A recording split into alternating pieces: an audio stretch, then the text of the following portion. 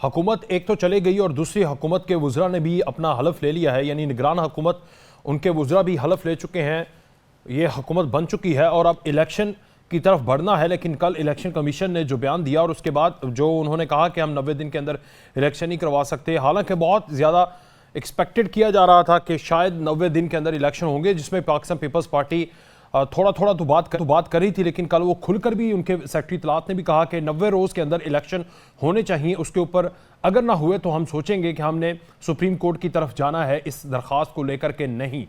और election commission के इस फैसले के बाद अब ज़्यादातर पार्टियों के अंदर ये तशवीश पाई जा रही है कि आया 4 महीनों में भी इलेक्शन होंगे या नहीं, 1 साल तक चले जाएंगे या उससे भी आगे जा सकते हैं। एक ये, और दूसरा पाकिस्तान मुस्लिम लीग नून के ताहियात कायद नवाज शरीफ लंदन से वतन वापस कब आएंगे, आज भी उनसे सवाल किया गया तो उन्होंने कहा कि इंशाअल्लाह, उन्होंने कोई तारीख नहीं बताई। हालांकि बहुत सारे लोगों के नज़दीक जो पार्टी के अंदर थे उनका इसरार था कि सितंबर के मिड तक, यानी जैसे ही आपको पता है कि चीफ जस्टिस साहब अगले आते हैं तो उनको वतन वापस आ जाना चाहिए, क्योंकि उनके जो रिव्यू के लिए पटिशन थी, वो जो कानून इन्होंने एक्ट बनाया था वो भी उड़ा दिया, और उसके अलावा दीगर जो कानूनी साजी करते रहे अपने हवाले से वो उड़ती रही। उसकी वजह से आज तक नवाज शरीफ वतन वापस नहीं आ सके। उनके भाई का इक़्तिदार ख़त्म हुआ। उनके भाई से याद आया, जब वो अपना इक़्तिदार छोड़कर जा रहे थे शहबाज शरीफ साहब, तो उन्होंने कहा माशाल्लाह ये एक झलक है 16 महीने, अगर दोबारा इक़्तिदार मिला तो बहुत अच्छा करेंगे।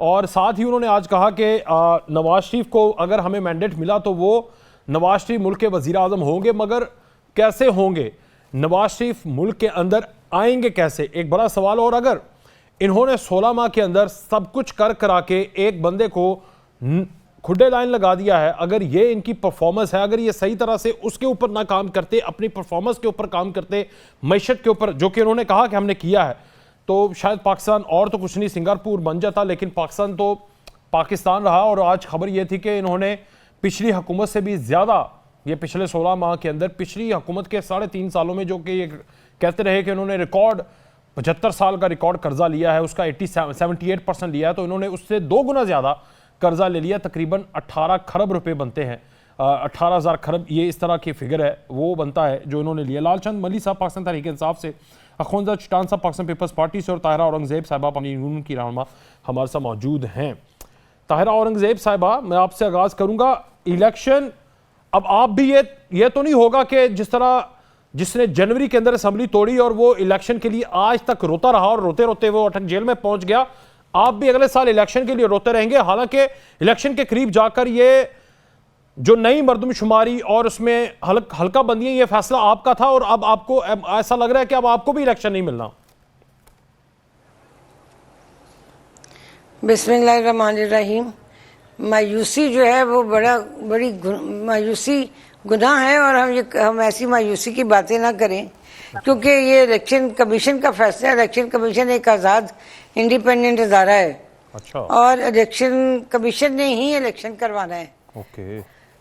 और ये जो हल्का बंदियां नई जो हो रही हैं, इसमें मुझे ये उम्मीद है कि इलेक्शन कमीशन जल्दी करेगा, क्योंकि जो नए वोटर्स का इंदराज हुआ है इस तरह से, वो जो रजिस्टर्ड वोटर हैं उसके बाद हल्का बंदियां लाजमी होंगी, क्योंकि वो जाहिर है जब वोटर्स की तादाद बढ़ती है तो हल्के भी ज़्यादा बनते हैं, तो सीटें भी ज़्यादा होंगी। तो ये हल्का बंदियां इलेक्शन कमीशन बड़ी जल्दी में करवाएगा, क्योंकि ये तमाम सियासी जमातों का ये प्रेशर भी है कि इलेक्शन टाइम पे होने चाहिए, जिसमें सिर्फ पीपल्स पार्टी नहीं, PDM की 13 जमातें जो बाकी हैं वो भी चाहती हैं कि इलेक्शन अपने टाइम पे हो, 90 दिन के अंदर हो।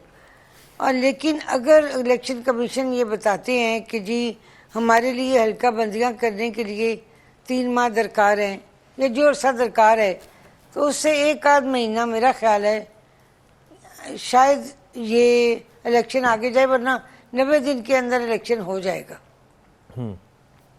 अगर आपका भी ये मुतालबा है कि 90 दिन के अंदर इलेक्शन होने चाहिए, तो जाते जाते जो 6-7 अगस्त को वजीर आजम में से पंजाबी में कहते हैं शुरली सुट के चले गए, तो वो इन्होंने क्यों ये पता खेला, जब आपको पता है कि आप 2/3 मेजोरिटी है नहीं, पार्लियामेंट पूरी नहीं, कानून साजी हो नहीं सकती, जिसकी वजह से नए हल्के बने, ये सब कुछ नहीं हो सकता था, और उस वक्त तो बिल्कुल ही नहीं हो सकता, निगरान सेटअप में तो हो ही नहीं सकता, तो फिर वो क्यों इस तरह का पंगा डाल के चले गए कि आप आज जो कल के आपके इत्तेहादी थे वो आपके खिलाफ हो जाएंगे कि आपने गलत फैसला दिया। वो अपनी कंपेन में ये कहेंगे, पीपल्स पार्टी वाले कल को आपके ऊपर उंगलियां उठाएंगे अपनी कंपेन में कि इनकी वजह से इलेक्शन ताखीर का शिकार हुए हैं, मुस्लिम लीग नून की वजह से।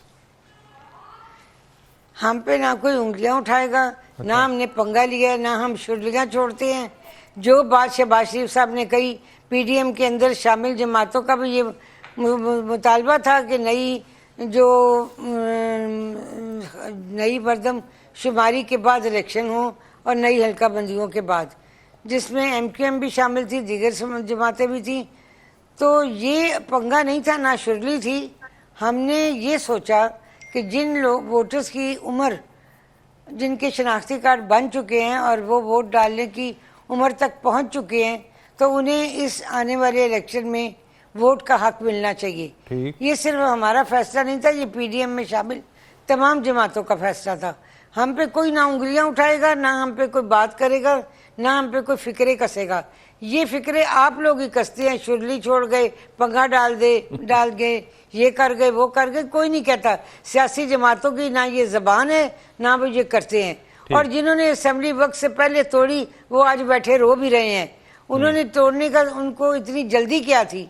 सब तो उन्हें कह रहे थे कि इलेक्शन असेंबली चलने दें, और उसके बाद वो अपोजिशन को तो मानते नहीं थे, नो अपोजिशन लीडर को मानते थे। वो कहते थे जो कुछ है हम ही हैं। तो फिर अब नतीजा भुगतेंगे, अब बैठे हैं जहाँ।